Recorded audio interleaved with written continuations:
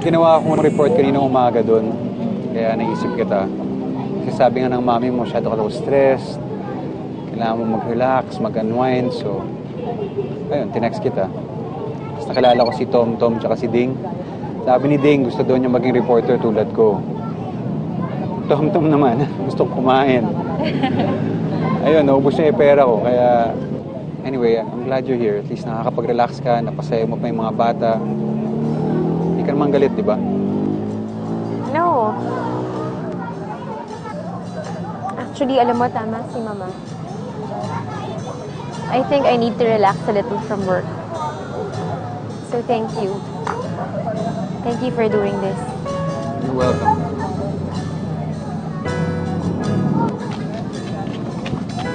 Kuya, Oh. Ano? meron pa po ba? Eh, hindi po umabot dito eh. Seryoso ka ba? Share po kami namin sa ibang bata. Mabait ito. na naman. Ito, last na to. Share nyo ulit ha. Huwag mong ubusin Tom ha. Opo, maraming salamat ha. Naku, Miss Ganda. Sabi ko sa'yo, dapat sagutin niyo na po ito. Napakabait po nito. Ah, Ganun ba? Okay na. salamat po. Salamat po, Tigandaan. Salamat po. Tom talaga. Oh. Alam mo, you always had a way with kids. Kaya sigurado ako magiging mabuti kang ama pagdating ng tamang panahon.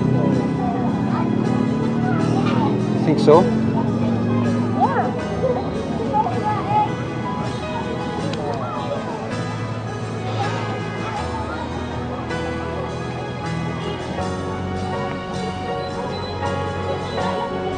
Paano kung magpakasal na tayo ngayon? Ayun, may simbahan doon. May restaurant doon para sa reception. Tatawid lang tayo. And it's a beautiful day. Ano?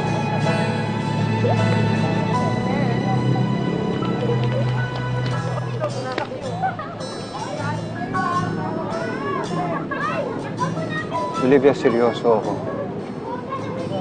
Kung ako lang masusunod, matagal na kitang pinakasalan. But of course, I have to wait for you. Tinanggap ko yung assignment ko dito dahil gusto ko na mag-settle down. And then I saw you. You know, I thought maybe it's meant to be.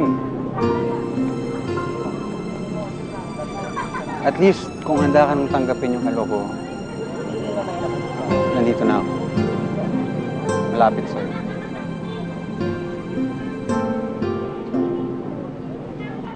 I know I'll never be your one great love.